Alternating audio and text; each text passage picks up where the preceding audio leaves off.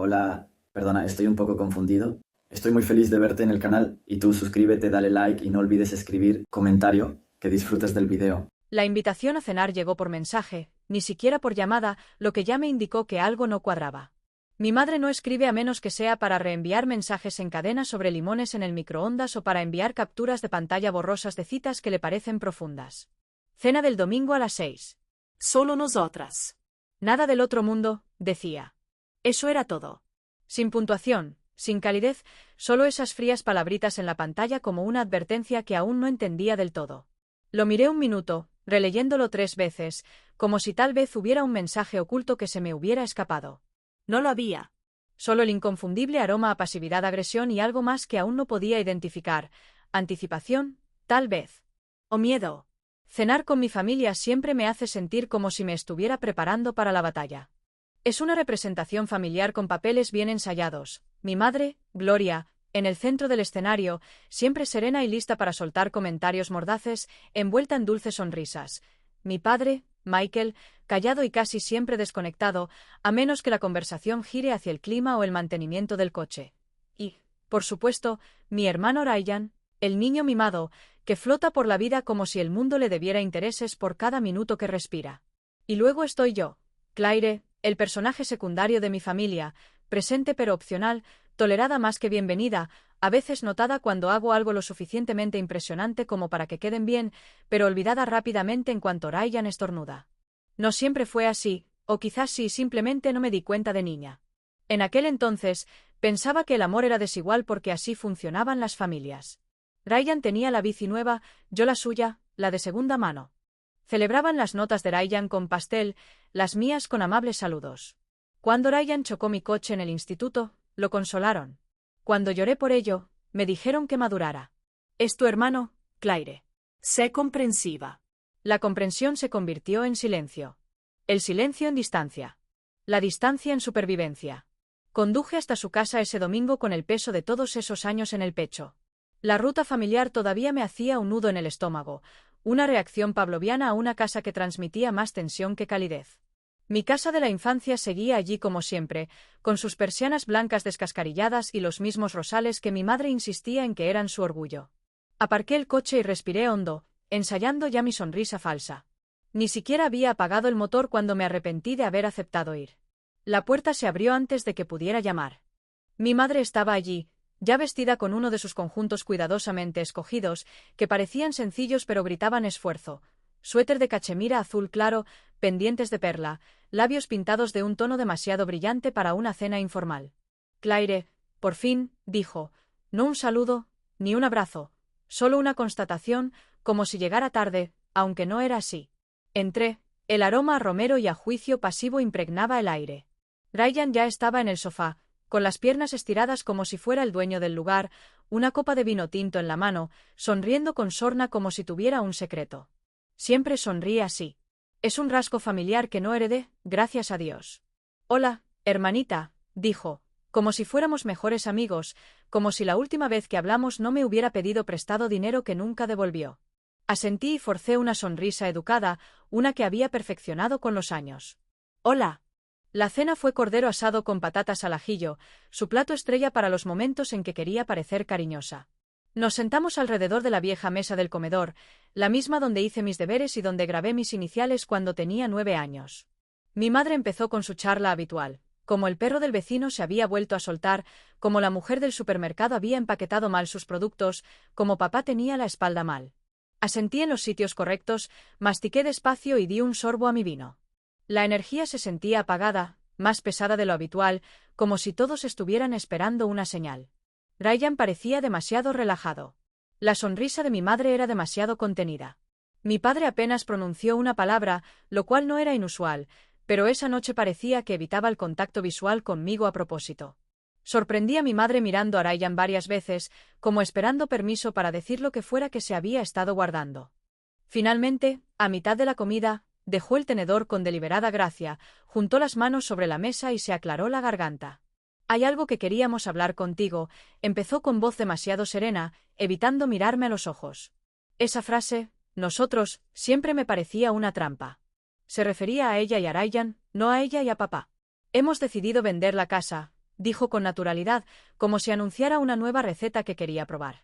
Ryan está pasando por un momento difícil económicamente, y todos coincidimos en que necesita el dinero con más urgencia. No respondí. No reaccioné. No grité, ni maldije, ni tiré mi copa al otro lado de la habitación como hubiera querido. Simplemente me senté, asentí lentamente y tomé otro sorbo de vino, dejando que el ardor se asentara en lo profundo de mi garganta. Pero por dentro, algo se quebró. No como una explosión dramática. No. Fue más silencioso, como el sonido de un hilo que finalmente se rompe bajo demasiada presión. No dije una palabra. No hacía falta. Porque ya sabía algo que ellos desconocían. ¿Y ese silencio? Ese silencio fue el comienzo de algo que jamás imaginarían. A la mañana siguiente, conduje hasta casa sola, mucho antes de que nadie más despertara, no porque tuviera recados ni planes, sino porque algo en mí necesitaba recorrer esas habitaciones de nuevo antes de que se las tragaran el papeleo, las sonrisas falsas y la historia reescrita.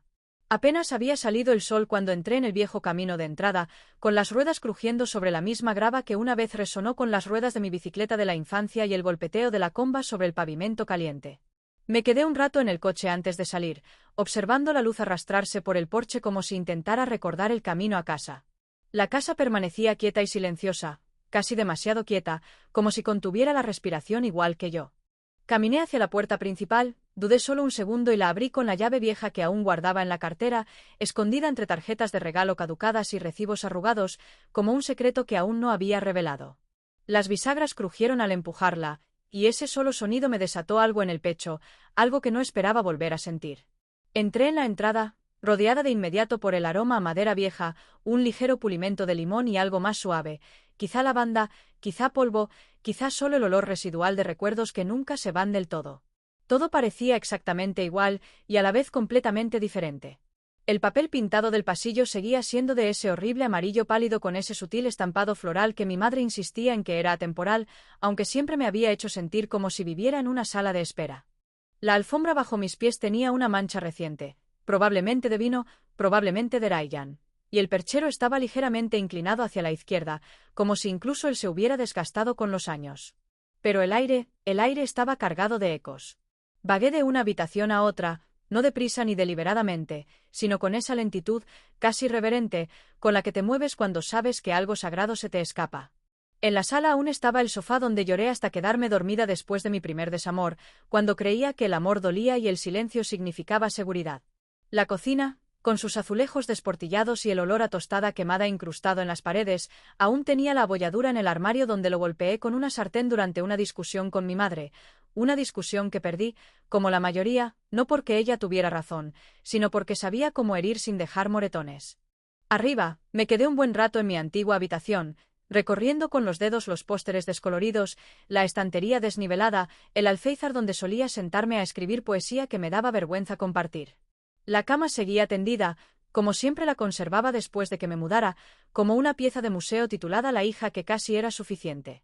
Me senté en el borde y miré la pared, sin ver nada en realidad, simplemente dejando que los recuerdos me golpearan como puñetazos lentos, mañanas de cumpleaños, secretos susurrados bajo las mantas, lágrimas tragadas durante las peleas nocturnas, el silencio hueco que seguía cada vez que me hacían sentir como una invitada en mi propia vida. Y sin embargo, no todo fue malo. Nunca todo es malo, ¿verdad? Hubo momentos, destellos, en realidad, de calidez sepultada bajo la amargura. Mi padre enseñándome a montar en bici en la acera de enfrente, aunque se pasaba la mayoría de los días fingiendo que no estaba. La Navidad en que me regalaron una guitarra de segunda mano y toqué hasta que me salieron ampollas en los dedos. La noche que me escabullí a mirar las estrellas desde el tejado, solo para sentir que podía volver a respirar. La casa me había sostenido en todo. El amor, el dolor, los años de insensibilidad, las guerras silenciosas, y ahora querían cambiarla por un cheque a nombre de Ryan. No estaba enojada. No exactamente. Era algo más fría. Algo más aguda. Y quizá eso era lo que más me asustaba, la calma que sentía, la absoluta certeza de que no les permitiría tener esto, no sin consecuencias, no sin sentir que se retorcía en su interior como me había retorcido a mí durante años. Esta casa me había roto de más maneras de las que podía nombrar, pero ahora me devolvería algo. Poder. Control. Tal vez incluso un cierre, aunque no era tan insensata como para contar con eso. Salí de casa sin tocar nada más, pero con una intensa quemazón tras las costillas. Subí al coche y llamé a Lena de camino a casa, necesitando el sonido de alguien que no viniera envuelta en culpa y afecto condicional. ¿Lo harás?, preguntó, medio riendo, medio sorprendida, cuando se lo conté. Claro que sí, lo haré, dije, agarrando el volante con más fuerza. ¿Creen que me voy a quedar ahí sentada y tragarme esto como siempre? Esta vez no. Hablamos durante casi una hora, con su voz llena de pasión y sarcasmo, como siempre que estaba de mi lado. Bromeamos sobre qué debería hacer con el lugar después. Convertirlo en un retiro de yoga para hijas emocionalmente descuidadas. Tal vez un Airbnb llamado La Niña de Oro no entendió esto. Pero debajo de las bromas había algo muy serio. Lo estaba recuperando. No solo la casa. Todo lo que intentaron quitarme. Y aquí está la parte que quiero preguntarles, a quienes me escuchen ahora mismo. ¿Alguna vez han pasado por el lugar que los crió y se han dado cuenta de que los moldeó más en el dolor que en la comodidad? ¿Alguna vez han mirado a su alrededor y se han dado cuenta de que los recuerdos que llevan pesan más que las paredes? ¿Y cuando intentaron arrebatárselos, se lo permitieron? ¿O hicieron lo que yo hice? Porque justo después de colgarle a Lena, hice otra llamada. Sin dudarlo. Sin pensarlo dos veces. Solo una voz tranquila y un propósito claro. Quiero hacer una oferta, dije al auricular, mirando por el parabrisas con algo cercano a la satisfacción. En silencio. Lo que pasa con los niños de oro es que nunca saben que llevan una corona hasta que alguien intenta quitársela, e incluso entonces, simplemente asumen que la merecen más que nadie. Ryan nunca tuvo que esforzarse mucho para ser adorado, simplemente existía, y nuestra madre lo colmaba de elogios como si fuera su propia fuente de oxígeno. Desde el día en que nació, lo miró como si fuera la estrella de la luna, mientras yo permanecía fuera del foco de atención, bañada por el tenue resplandor de expectativas que nunca eran del todo claras, nunca suficientes, y siempre secundarias a lo que Ryan quisiera en ese momento. Solía pensar que era solo una etapa, algo que ella superaría con la edad, algo que yo podría ganarme si me esforzaba más, sacaba mejores notas, sonreía con más educación y hacía lo correcto con más constancia. Pero con el tiempo, aprendí que Ryan no necesitaba hacer nada para ganarse su favor. Solo necesitaba existir, respirar, aparecer, preferiblemente tarde y con un problema que solo ella podía solucionar. Y siempre lo hacía. Lo arreglaba todo, sin importar lo complicado que fuera, sin importar cuántas veces se cayera de bruces y la arrastrara consigo. Nunca lo vio como una carga, solo como alguien a quien valía la pena salvar, una y otra vez, mientras que a mí me trataban como a la que podía sobrevivir sin ayuda, incluso cuando me ahogaba. Hubo una ocasión en que destrozó su primer coche, un sedán plateado flamante que le habían regalado para su graduación del instituto, aunque yo había tenido que reunir el dinero para comprarme mi propio cacharro usado unos años antes. Lo estrelló a las 3 semanas, borracho, aunque nunca lo admitieron en voz alta. La llamó llorando, y ella fue a recogerlo, lo envolvió en una manta y preparó chocolate caliente mientras papá pagaba la reparación en silencio y fingía que no había pasado. Está bajo muchísima presión, dijo esa noche, con los ojos llorosos por la preocupación maternal. Todavía está descubriendo su situación. Luego vino la rehabilitación, al menos la primera etapa. Un centro de lujo en Arizona con clases de yoga, terapia de masajes y comidas preparadas por chefs, todo pagado con dinero que mis padres sacaron de sus ahorros para la jubilación sin dudarlo. Ni siquiera me lo dijeron hasta semanas después. No queríamos preocuparte, dijo, como si mi preocupación solo contara cuando le convenía. Recuerdo haber pensado en la facilidad con la que lo dijo, con la naturalidad con la que lo ocultó todo tras ese tono tranquilo y sereno que usaba cuando estaba convencida de haber tomado la decisión correcta, incluso si me excluía por completo. Y luego vinieron los negocios fallidos, en plural. El bar de batidos que abrió con un amigo que desapareció a los 6 meses, la tienda de ropa online que se fue a pique antes de que llegara el primer envío, el trabajo de consultor que básicamente consistía en fingir que trabajaba desde el sofá mientras su madre les contaba a todos lo orgullosa que estaba de que fuera autónomo. Cada vez que fracasaba, ella encontraba otra forma de apoyarlo, de convertir la historia en algo admirable. Mientras tanto, yo trabajaba doble turno en la universidad solo para poder pagar los libros de texto, y cuando le pedí un poco de ayuda un semestre, lo justo para pagar el alquiler y no tener que elegir entre eso y la comida, ni siquiera dudó en decir, ya lo resolverás. Siempre lo haces. Esa frase se me clavó en el pecho como una astilla que nunca he podido sacar. No fue solo el rechazo. Fue la petulante certeza que la inspiraba, la creencia de que, como no me desmoronaba en público, debía estar bien. Que no necesitaba apoyo porque no lo pedía con lágrimas en los ojos y las manos extendidas como siempre hacía Ryan. Empecé a creerlo también, que tal vez yo estaba hecha para sobrevivir mientras que él estaba hecho para ser rescatado, y que así sería siempre. Pero sobrevivir sin apoyo te endurece de maneras que no percibes hasta que de repente te encuentras frente a quienes te enseñaron a no necesitar a nadie y te das cuenta de cuánto necesitaban que te callaras. En la siguiente cena, Ryan llegó tarde, por supuesto, sonriendo como si acabara de ganar un premio que no se había ganado.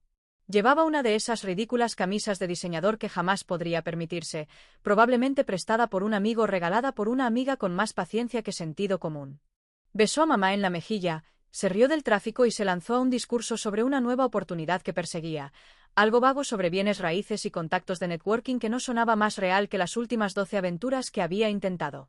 Mamá estaba pendiente de cada palabra como si estuviera dando una charla TED, con los ojos como platos, asintiendo con ese destello de esperanza que solo reservaba para él.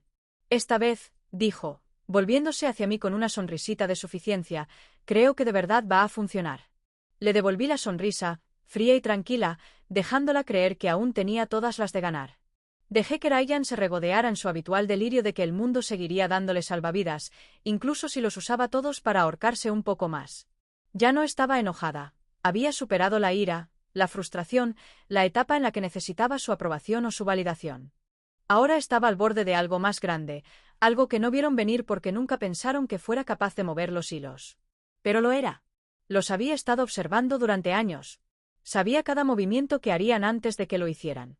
Y justo cuando Ryan empezaba a presumir de que se haría cargo de su nuevo proyecto y necesitaba un nuevo comienzo, mi teléfono vibró suavemente en mi regazo.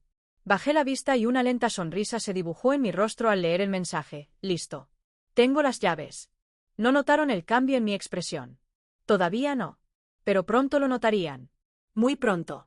Regresé a casa unos días después, pero esta vez no me quedé afuera preguntándome si aún pertenecía. No me detuve en el umbral, dudando si debía llamar o entrar como una visita que espera permiso. Esta vez, la llave que sostenía no estaba vieja ni oxidada, sacada del fondo de mi cartera como una reliquia de la infancia medio olvidada.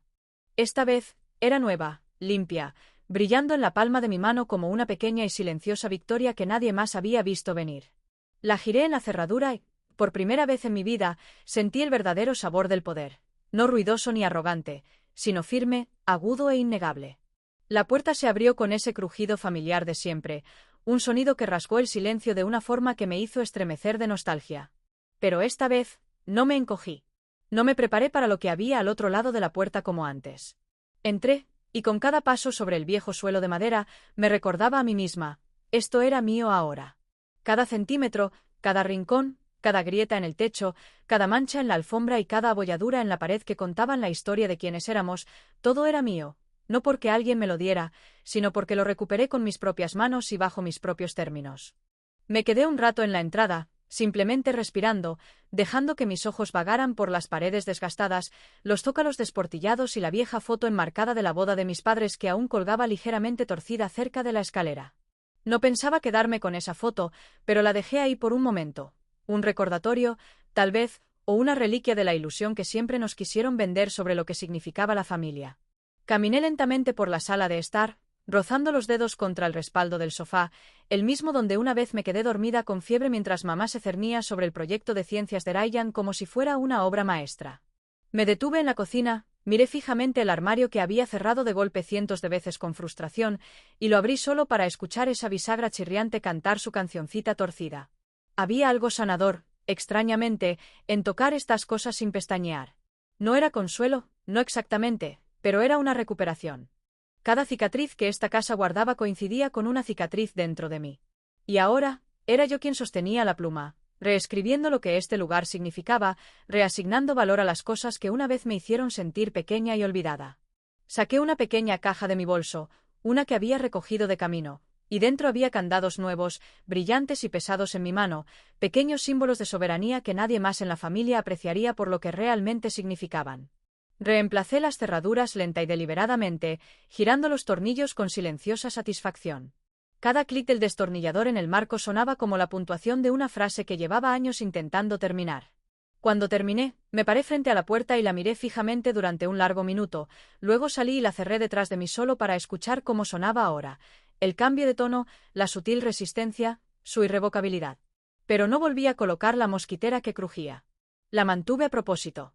Ese viejo gemido, ese chirrido fino y agudo al abrirse y cerrarse de golpe, ese sonido siempre me había dicho que estaba en casa, incluso cuando no me sentía bienvenido dentro. Algunos sonidos no están hechos para borrarse, ni siquiera por venganza. Subí las escaleras y entré en mi antiguo dormitorio, que de alguna manera ahora parecía más pequeño, como si mi yo de la infancia hubiera ocupado más espacio del que jamás le había creído. Me senté en la cama, el colchón aún firme e incómodo, y busqué en mi bolso algo que no había tocado en años. Una carta doblada, arrugada por los bordes, ligeramente amarillenta por el tiempo. Mi abuela me la había regalado cuando tenía 17 años, me la puso en la mano un día de Acción de Gracias cuando nadie me veía. No dijo nada, solo me dedicó esa mirada suya, esa mirada penetrante y cómplice que decía más que las palabras. Ni siquiera leí la carta hasta una semana después, pero se me quedó grabada como ninguna otra cosa. Nunca dejes que nadie te convenza de que tus raíces no importan, había escrito con su elegante y curva caligrafía. Una persona sin raíces perseguirá su valor para siempre. Pero la dignidad es saber de dónde vienes y asumirlo, aunque hayan intentado enterrarte allí o no. No lo entendí del todo entonces. Ahora sí. Esa carta había estado guardada en el fondo de mi joyero durante años, moviéndose conmigo de apartamento en apartamento, de residencia en residencia, a través de cada temporada de lucha que nunca compartí con mi familia porque sabía que no lo entenderían. Pero ahora, aquí, en esta casa, esas palabras se sentían como una profecía cumplida.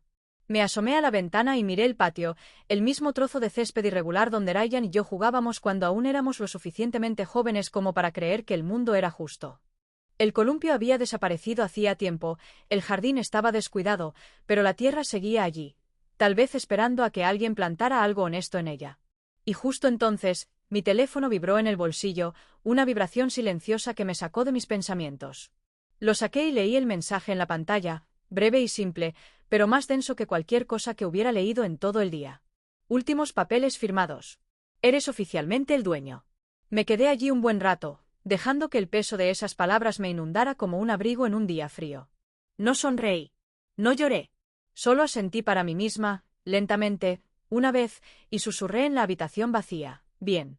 Supe en cuanto llamó que sería otra de esas cenas, de esas donde todo se viste de civilidad, pero el aire está cargado de una petulancia que se percibe incluso antes de que se abra la puerta. La voz de mi madre tenía ese brillo artificial que siempre ponía cuando intentaba disimular algo, como un perfume barato sobre algo podrido. Cena a las 6, solos otra vez, dijo, como si fuéramos una pequeña familia perfectamente funcional, como si la última comida no hubiera terminado con ella prácticamente entregándole mi infancia a mi hermano como si fuera un regalo de despedida de una vida que ya no quería recordar. Esta vez no dudé, ni me inmuté, ni dudé en ir. Sabía exactamente lo que me esperaba, o al menos, creía saberlo. Y experimenté una extraña, casi emocionante satisfacción al hacerle creer que aún tenía todas las de ganar. Pasé la tarde horneando un pastel, no porque pensara que alguien lo mereciera, sino porque me daba algo que hacer con las manos mientras la adrenalina me hervía bajo la piel. Hay una especie de paz cruel en saber algo que nadie más en la mesa sabe, la silenciosa emoción de ver a la gente caminar hacia su propia sorpresa sin tener ni idea. Para cuando llegué a la entrada, ya anochecía, proyectando largas sombras sobre el jardín delantero, haciendo que la casa pareciera más sombría de lo que merecía. Me quedé en la puerta un segundo antes de tocar el timbre, justo el tiempo suficiente para oír la tenue risa que provenía de la ventana del comedor. La voz de Ryan, fuerte y demasiado confiada, ya llenaba la habitación con las tonterías que estuviera vendiendo esta semana. La puerta se abrió antes de que pudiera llamar, igual que la última vez, y allí estaba mi madre. El mismo atuendo cuidadosamente escogido, la misma sonrisa empolvada que no llegaba a sus ojos, la misma sutil inclinación de cabeza mientras me evaluaba como si fuera un invitado en el que no confiaba del todo. Claire, dijo, haciéndose a un lado para dejarme entrar, justo a tiempo.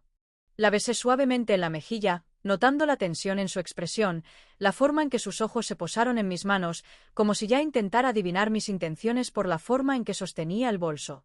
Ryan me saludó desde el otro lado de la sala con su habitual sonrisa perezosa, despatarrado en la misma silla como si fuera suya, con una copa de vino en una mano y la otra saludándome distraídamente.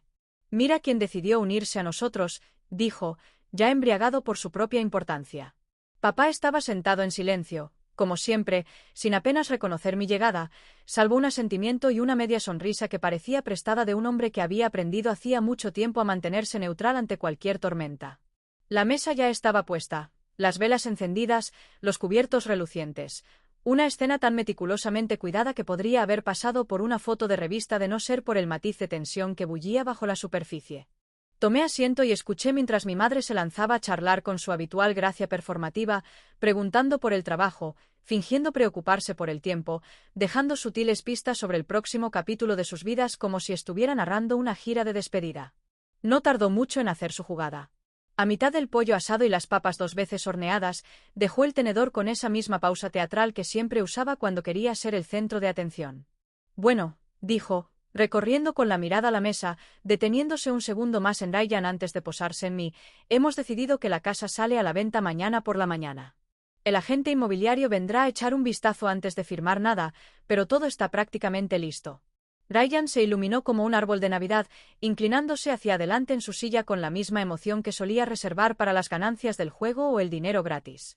Por fin, dijo riendo, esto me va a abrir un montón de oportunidades. Ya tengo algunas ideas para usar los fondos. Papá asintió distraídamente, murmurando algo sobre las tasas de interés, y mi madre continuó con voz empalagosa y satisfecha. Es el momento justo, de verdad. Es demasiado grande para nosotros ahora, y el futuro de Ryan apenas comienza. Queremos ayudarlo a empezar con fuerza. Lo dijo con tanta naturalidad, como si no estuviera destripando mis recuerdos y dándole las sobras a la persona que siempre se había llevado la mayor parte de todo. Me limité a sonreír, di otro bocado a mi cena, asentí en los momentos oportunos y fingí estar en perfecta paz. Elogié el condimento, me reí cortésmente de las historias exageradas de Ryan y me ofrecí a servir el vino cuando la botella se acabara. Interpreté mi papel tan bien que casi creí no haber estado guardando el chiste en el bolsillo todo el tiempo. La tensión en la sala crecía, no porque sospecharan nada, sino porque asumían que todo iba exactamente como estaba planeado. Su plan, no el mío. Y entonces llegó el momento, en el momento justo, casi poético en su ejecución. Sonó el timbre, un timbre agudo e inesperado que interrumpió el murmullo de la conversación e hizo que mi madre arqueara las cejas. Debe ser ella, dijo, levantándose un poco demasiado rápido y alisándose el suéter.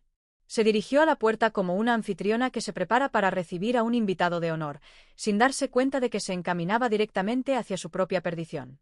Al abrir la puerta, entró una mujer con un blazer elegante, sosteniendo una carpeta manila y una sonrisa tranquila y profesional. Buenas noches, dijo con voz suave pero firme. Soy Janet. Aquí tiene la documentación que me pidió, señorita Harper. Y así, de repente, todo en la habitación quedó en silencio. Hay momentos en la vida tan tranquilos y nítidos que cortan el aire y lo dejan todo en suspenso, como si el tiempo mismo estuviera demasiado aturdido para seguir su curso. Eso fue exactamente lo que ocurrió en el instante en que esas palabras salieron de la boca de Janet y flotaron en la habitación como una sutil detonación que nadie previó. Lo vi en sus rostros antes de que el significado se asentara por completo en sus oídos, el segundo de silencio donde la comprensión quedó rezagada tras la incredulidad, y luego la erupción que siguió fue tan satisfactoria como la había imaginado. De hecho, tu hija compró la casa hace semanas, dijo Janet con un tono sereno y profesional, completamente indiferente a la bomba de relojería que acababa de entregar. No miró a mi madre esperando una reacción, no se molestó en pausas dramáticas ni en mostrarse petulante, simplemente se giró hacia mí con la misma eficiencia profesional, ofreciéndome la carpeta como si fuera la transacción más común del mundo. Pero no era común, ni de lejos. Era justicia, envuelta en papeleo y presentada con un lazo hecho completamente de paciencia y venganza silenciosa. Mi madre se quedó paralizada a medio paso, con la boca ligeramente entreabierta como si quisiera responder, pero no salió nada. Su mano seguía suspendida sobre el borde de la silla del comedor que acababa de sacar para Janet, con los dedos apretados contra la madera pulida, como si necesitara algo sólido a lo que agarrarse. Ryan, por su parte, pasó de sonreír con suficiencia a balbucear en menos de 3 segundos. ¿De qué demonios estás hablando?, espetó, empujando la silla hacia atrás con tanta fuerza que chirrió contra el suelo. Su voz se quebró a mitad de la frase, pero me di cuenta de que ni siquiera se dio cuenta. Estaba demasiado ocupado desentrañando. Papá, bendita su predecible indiferencia, dejó caer el tenedor con un suave ruido en el plato, mirándonos a Janet y a mí como si estuviera viendo una película extranjera sin subtítulos. Por un instante, nadie se movió. El aire en la habitación se densificó de incredulidad, vergüenza y confusión, y yo allí sentado, tranquilo como un lago en calma, llevándome la copa de vino a los labios y bebiendo un sorbo lento y pausado antes de hablar por fin. Dijiste que lo necesitaba más, dije con voz firme, sin amargura ni tono elevado, solo con la serena firmeza de quien ya no necesita rogar para ser escuchado. Así que decidí que yo también lo necesitaba. solo que no por las mismas razones. Bajé mi copa con cuidado. El suave tintineo del cristal contra la madera sonó más fuerte que las maldiciones de Ryan, más fuerte que el silencio atónito de mi madre. No los miré mientras hablaba, no hacía falta. El daño ya estaba hecho, limpio y preciso, y no necesitaba un monólogo dramático para doler. Mi madre por fin recuperó la voz, aunque salió más débil de lo que jamás la había oído, como si se le hubiera apretado la garganta al darse cuenta de que su versión de la realidad, cuidadosamente elaborada, se le había escapado. «Claire, ¿por qué haces esto?», preguntó, sin enfado, ni siquiera con tono acusador, sino con ese tono desconcertado que uno usa cuando el mundo deja de girar a su alrededor por primera vez. Me giré hacia ella, mirándola a los ojos sin pestañear, dejándola soportar todo el peso de su propia pregunta.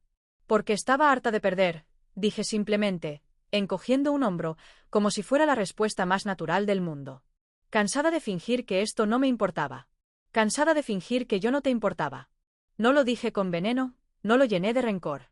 Quería que recordaran esas palabras no por crueldad, sino por verdad, y a veces la verdad es la espada más afilada. Ryan seguía furioso, dando vueltas en círculos cerrados y furiosos, mascullando insultos a medias. Quería estallar, lo notaba. Quería acusarme de traición, de manipulación, de robar algo que nunca fue mío. Pero la ironía, la hermosa ironía, era que lo único que había hecho era comprar algo que él suponía que le sería entregado sin rechistar. Se había pasado la vida disfrutando de su derecho, y por una vez se le había acabado antes de llegar a la meta. Miré a mi alrededor, asimilando la escena como el último retrato de una familia que nunca me había visto con claridad. Mi padre seguía aturdido, mi madre destrozada y Ryan traicionado, lo cual era una exageración, considerando que se había pasado toda la vida beneficiándose de la mía. Me levanté lentamente, recogiendo mis cosas sin prisa, metiendo la carpeta bajo el brazo como si fuera una lista de la compra informal en lugar de la llave de mi propia liberación. «No se preocupen», dije, deteniéndome al borde de la habitación, «los invitaré a todos en cuanto me instale. Quizás para una fiesta de inauguración».